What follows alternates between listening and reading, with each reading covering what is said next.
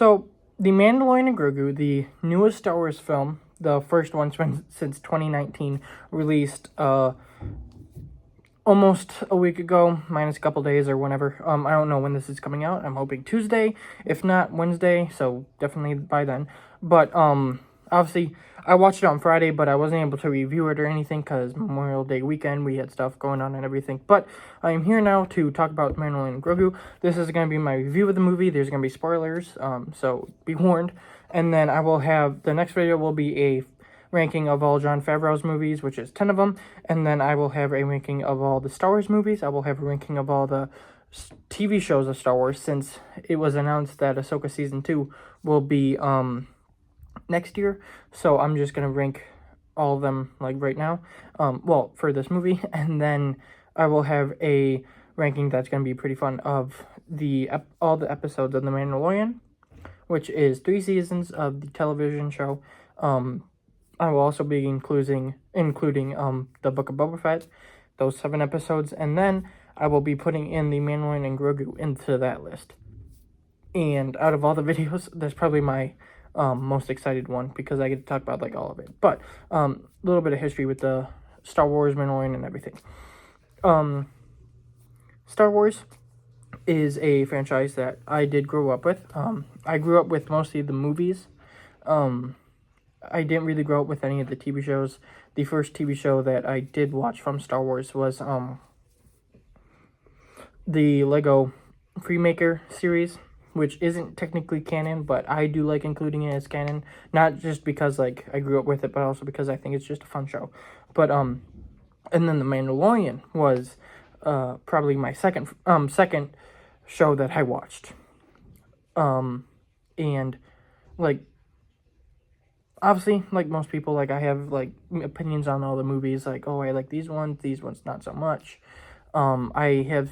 I don't know if I've seen I don't think I've seen all but Rogue One in theaters, and now Mando. Maybe Last Jedi, maybe Rise of Skywalker, but I don't think those two. I think it was just Rogue One for a while. But I did, once like all those came out on like Blu-ray and stuff, like I watched all of them, and I have loved Star Wars as a franchise. Now, it's had its ups and downs. There has been times where I think back to it and I'm just like, it's not my favorite, and then I'll rewatch it and I'm just like, holy crap. And right now I'm like finally at that phase where I'm just like, yeah, Star Wars is really good. It's my third favorite franchise. Obviously Marvel is number 1 and DC is number 2, but it's like got the best villain in all cinematic history in Darth Vader. It's got my 5th favorite character in fiction, which is actually the Mandalorian. And to that point, The Mandalorian is a show that is my 3rd favorite show of all time. You've got Daredevil above it, and you've got The Terminal List. But then you come in with number 3, and it's Mandalorian. And I loved Season 1, I love Season 2. I love Season 3, I know a lot of people don't, but I do. I love Book of Boba Fett.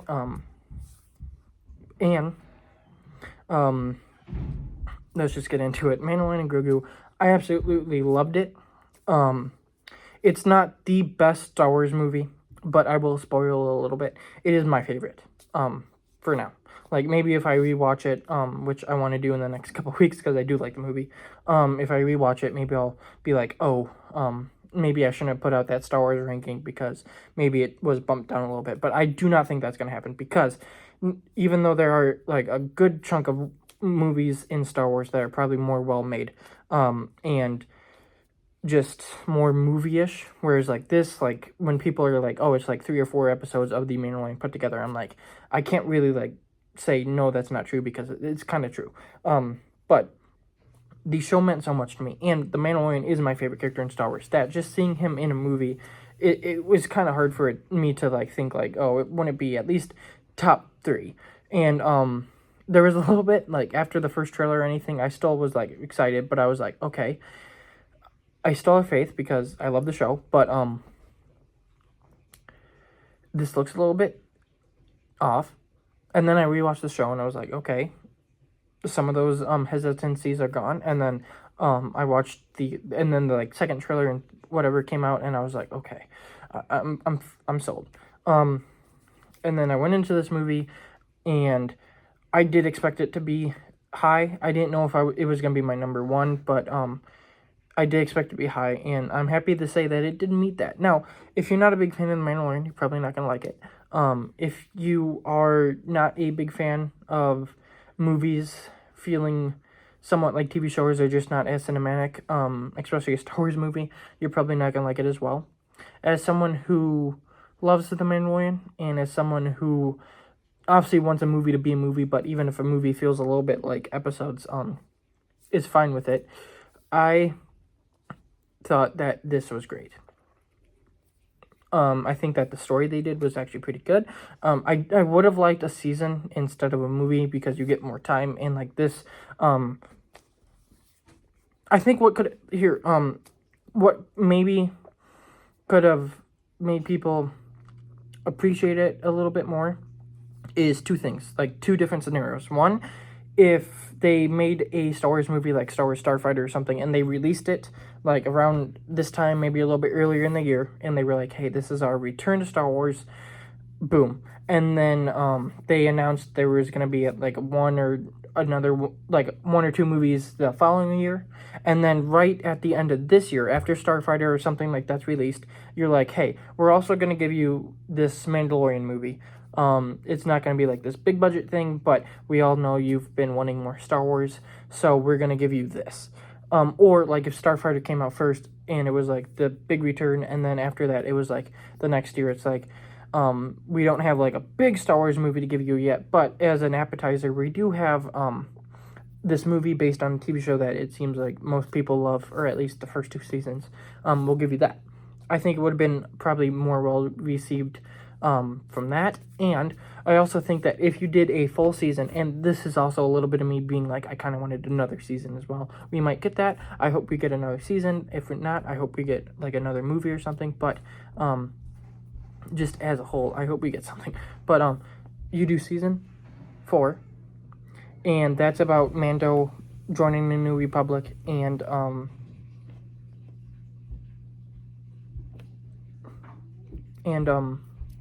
hunting down these Imperial remnants. You do that, and then you end the season, I don't know, with like a bang or something. Like, he can't, this one's a little bit more tricky. Maybe you end the show, this season 4, with the start of this movie where there's this guy on the snow planet, and Mando has to go get him and take him out, and I don't know, you end the show like that. And then the movie is kind of the same, where in this he has to hunt down this Commander Coin, who is this imperial guy, but no one knows his face or what he looks like or any of this. So Mando has to enlist the help of the Hutts and all that. You keep it somewhat the same, but you've got the season like building up to it, and it would feel a little bit more cinematic, because it's like, okay, this is like the last one on the deck. Because like in the movie, it shows that there's a couple more. You do all that in the season. He takes out all of them, and then maybe like a post-credit scene or the last scene of season 4 is like, we've got one more, and we don't know anything about him. And then you get Mandalorian and Grogu, and it's like, okay, Mando, last guy, maybe you give him the Razor Crest back in season 4, or you have a whole season of him with the N1, and then at the end of that, it's like, hey, for your efforts and everything, here's this, and then for the movie, he has the Razor Crest. And obviously, like, that could have made it a bit better for people, like, if we had a whole season that built up to this.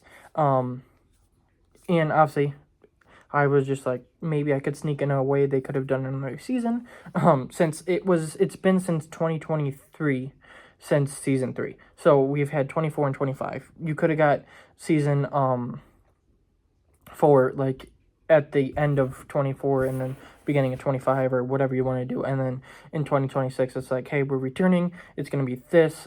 Maybe make it a bit more, like, bigger in scale. That being said, I still love the movie, and I think that it is perfect. That's just ways that it could have been even more perfect.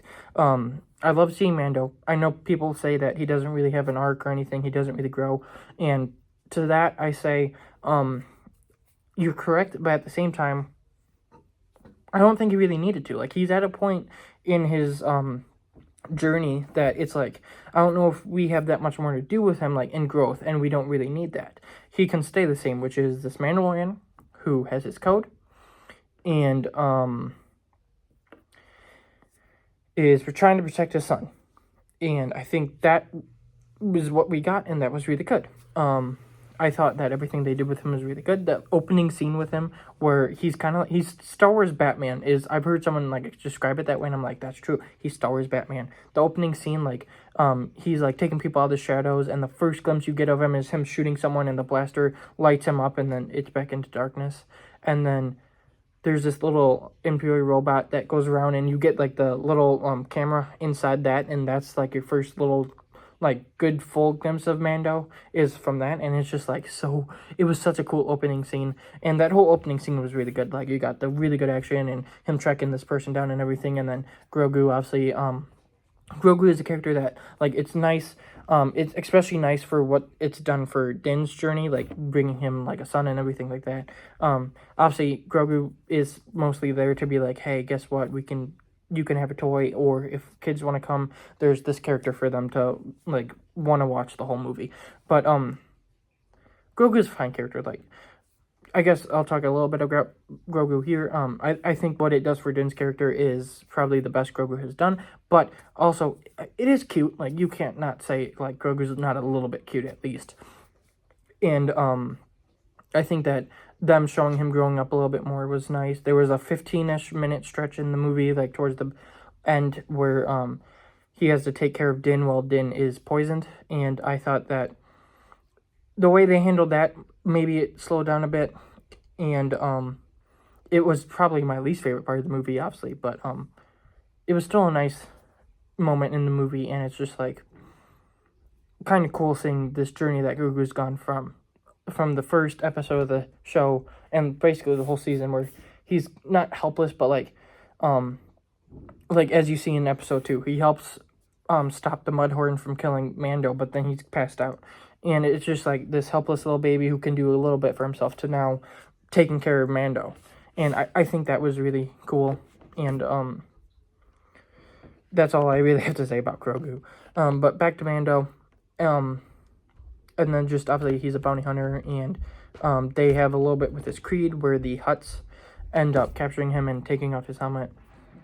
And, they're like, we've shamed you. And obviously we learned in the show that, like, if he takes off his helmet, he's disgraced and he has to go back and bathe in the waters. And then in this, they had a little bit new thing that, like, didn't get brought up in the show because it wasn't really needed, so I liked it. And it's basically like, if you remove your helmet, you're disgraced and you have to bathe in the waters, or else you're just, like, not in that clan. But if an enemy takes it off, if you kill them, then you're fine.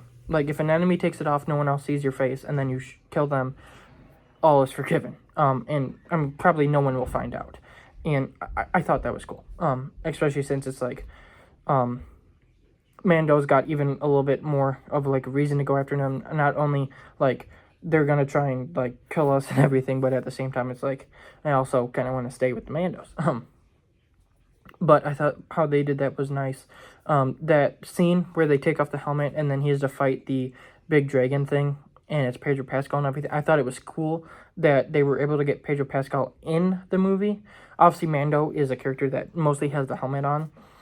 And, like, but for the movie, like, it's a movie, so you have to do a bit different. I do like how they were able to still get him in there in a way. And that scene was really cool. It was kind of freaky, like, the big snake thing. Like, I did not realize how big it was going to be, and it's just, like, looking at it, it's just like, oh my god. But the scene was really, really cool. But, like, Mando, like, my favorite Star Wars character, my fifth favorite fictional character ever. Like, obviously I loved him.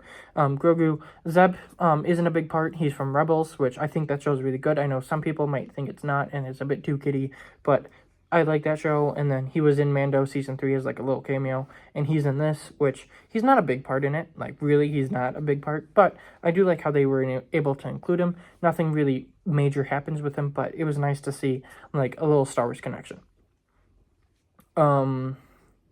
Sigourney Weaver's character, I'm not a big fan of her as an actress, but I think she was fine in this. I do think that she wasn't like trying the hardest, like she was a bit phoning it in, but at the same time, she was playing a character that didn't really need much. And obviously not being like the biggest fan of her and her not having like the biggest role, I was just like, I can live with this. So that was fine. And then Commander Coin, who you also learn is Janu, who has Rada the Hutt in prison, which we'll get to him in like a second. He was fine. I know some people were a bit mad that, oh, it's this guy and he turns out to be the guy you're looking for. But I think that if you think about it, because it's like, some people think it makes the universe even smaller, where it's like, oh, this Commander Coin guy could have been like someone else or this or that, and then it just turns out, he's just this guy that you've already met. But I do kind of like that, because it's like, oh, Rada is captured by this guy. The Hutts, you later learn, were working with the Imperials, and it's kind of, you can put it together. It's like, oh, the Hutts kind of gave this guy their nephew as like a sign of good faith or something. Like, I think it works. I know some people might not, but I do. But he was fine. He didn't really last that long. He was in a couple scenes, and then he was captured, but he was fine. I just thought it was worth mentioning him. And like the scene where you first get introduced to him, there's like a bar fight before, and then he comes out and he's like, okay, let's stop. We'll go talk. That bar scene was really cool. Like, I love the action in this movie. And let's just get to the big ones. Rada and the twins, who are the Hutts, which are Rada's uncle and aunt. I'm pretty sure. Obviously, the twins were in Book of Boba Fett, and I thought it was kind of cool that they returned.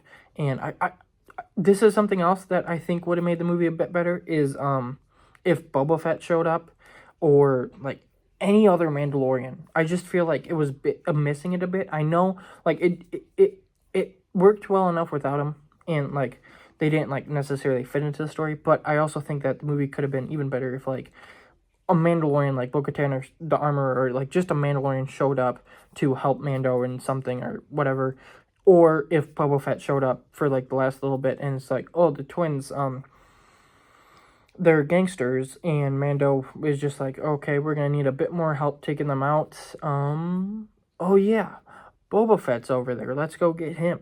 I would have liked that. And that's also because Boba Fett's another character that's one of my favorites in Star Wars, so it's like, I would have liked to see him. But it works well enough. I think that the twins were pretty good villains for the movie. It's the first time that, like, gangsters have been, like, a full bad guy. Like, I guess Crimson Dawn, I think it was Crimson Dawn, in, Solo. But, like, that's, like, a big organization, like, with, like, you didn't really have, like, a big main villain besides, Vision, Paul Bettany. But, like, it wasn't, like, fully defeated. It's just, like, oh, like, I don't know how to explain it. But I guess, like, the second time gangsters have been, like, the bad guy in a Star Wars movie. But, like, the Hutts were the leaders of their thing. So it's like, oh, we took down this organization, probably.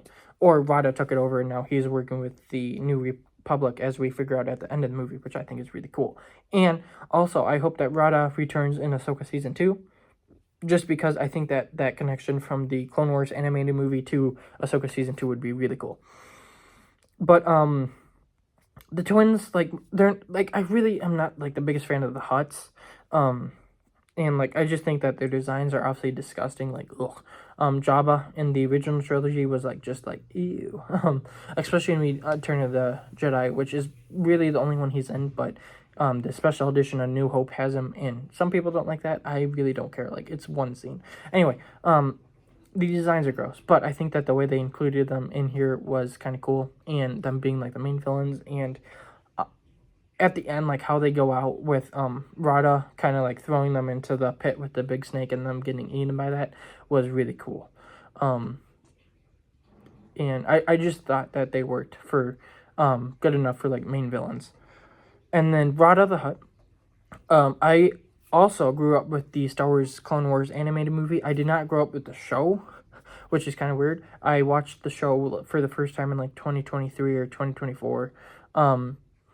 But the movie I did grow up with, and obviously Rada is in that, and I always like that movie. I don't really get the hate. I really like it.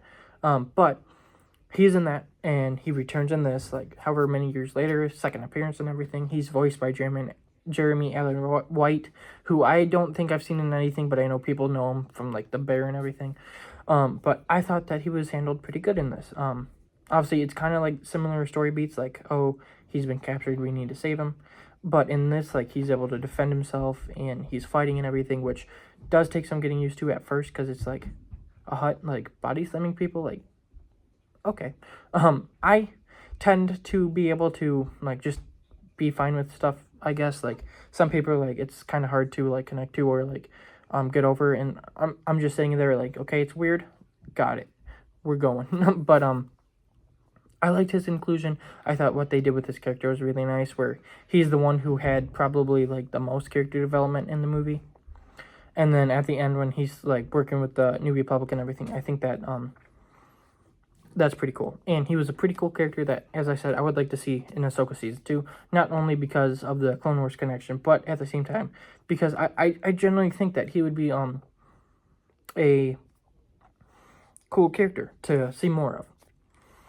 And one thing with him that I think could have helped the movie a bit more. Now, I know he was a baby, so he might not remember a bunch, but, like, if they had a couple flashbacks that from, like, the Clone Wars movie, and they just did it in live action where you get Hayden in as Anakin or whatever, like, they find a way to do it, and they just have a live action Clone Wars, you have a lightsaber fight in it, that also probably would have helped some people a little bit.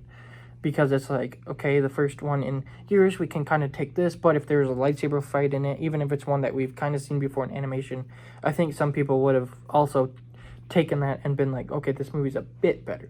Or at least, that's what I think. And it would have been kind of cool, especially like, oh, Hayden's returning in this, that would have been kind of cool. Embo is a bounty hunter that was in the Clone Wars. He wasn't a big character in it. He was in some episodes, but he returns in this, and I think he's a pretty cool character. I'm not, like, the biggest fan. It's not like, oh my gosh, it's him. Oh, that's awesome. But it was like, okay, that's cool. He returns. There was an episode in the Clone Wars where he was chasing Anakin and them on his hat, like, as a sled, which I think was really nice. And if I'm not mistaken, he's the character that Ahsoka, like, figures out is basically just, like, a little alien in, like, a robot body. I think that's him. But it was cool seeing him return. Just, like, another Star Wars connection. Like, cool. And then you get Carson Teva, who is the X-Wing pilot who was in the Mandalorian show. He returns, like, a little bit. Like, he's a cameo. He's not a big part. But then you get Dave Filoni as, like, another X-Wing thing, and it was, like, it's cool kind of seeing them. Dave Filoni was in one of the episodes of The Mandalorian, but, like, oh, it's Dave Filoni, okay. And then Carson Teva, it's like, oh, it's cool to see him. He doesn't need to be a big part, but it's cool to see him. And then the other thing I want to talk about is that, there are a couple scenes on, the planet that the Mandalorian takes place on. Like, the first season involves it a lot, Navarro. And obviously Mandalorian has, like, a little home there that he lives on. The N1's there, so it's like, oh, he got the Razor Crest back, but he's also still keeping this. I like that. He's got a little blurred farm, obviously referencing Quill from the first season, which was nice. And the house was at the end of season 3, which was also really cool. And it's cool seeing, like, Navarro, because it's like, oh, it's been in season 1, season 2, and season 3. It's cool that it returns in the movie. And it's not their fault. And this isn't a thing. I'm just, like, kind of referencing because I want to talk about it. It sucks that Greef Karga was not in this. I know Carl Weathers died, and that sucks. And that's kind of like, I wish he didn't die. Not only, like, does he seem like a good guy, and he was, like, a really good actor, I would have just liked to see more of the character, and it sucks that he died. But there is a Easter egg to him earlier in the movie when Rada and them are breaking out of the gladiator fight, which I thought that fight was also really cool. Some people might be like, oh, it's too much CGI, creatures and everything. Nope, I liked it. But as they're breaking out, there's a door that has lights above it, and translated, it's Weathers' Apollo, which is Carl Weathers in his most famous role, which is Apollo Creed from Rocky, and I think that's really cool. But like, it would have just been cool to see him. And if they do another season or a movie or something, I don't know how they would do it, but I would like Grief Karga mentioned, if that's like just like, oh yeah, he's there, but we're not gonna go see him because something is going on and we probably won't talk to him again. Or if they decide to like kill him off and then Mando goes on a revenge quest. Like, I don't know exactly what they would do, but I would, if they continue with Mando, which I do hope we do, like another season or a movie or something, I would like him at least mentioned, because unless I missed a line, I don't think they mentioned him in this. It's just like Navarro, like from the TV show, so he's probably somewhere in there, but I would like him mentioned. But I don't think I really have anything else to say. I love the movie. I know some people won't, but I did. Sorry about that little interruption there. Something just like happened. We're almost done, but sorry for that interruption. But as a whole, this movie I thought was great. It is my favorite Star Wars movie. It's not the best one. It's not the best made, or it's like objectively not the best one, but it is my favorite one. I do think it's really well made, and it probably is better than a good chunk of them. But there are those that I'm like, I can admit, like, this one is probably like not better. Like, there's like better things in this and stuff, but this is my favorite one. And I would say it's it's the best one for me, and it's my favorite one. But like, I can say like Revenge of the Sith, I think, was made better. I think Empire is probably a more well-made movie. I think that even like Force Awakens is probably more well-made. What other ones? Like Attack of the Clones, I guess. Return of the Jedi. Definitely not Last Jedi. But anyway, we'll get into that later. It's my favorite movie. It's the best movie for me, but at the same time, like, it's not like the most well made. That's what I'm trying to get at. But I know some people will probably be pissed at that. Like, how could you say that's better than like Empire or New Hope or whatever? It's like, Empire is really good. New Hope, but Empire, like, it's really good. Revenge is really good. Like, all that. But this is my favorite character in Star Wars. It's my third favorite show and all that. It's like, yeah, I was gonna love this movie. But yeah, those are probably my last couple thoughts. Like, I love the movie. And I want to know what you guys thought. I want to know what you guys thought of the movie. What you thought of my review. If I missed anything, just let me know, because I'm pretty sure I went over everything. But if I missed something, I'd be like, oh man.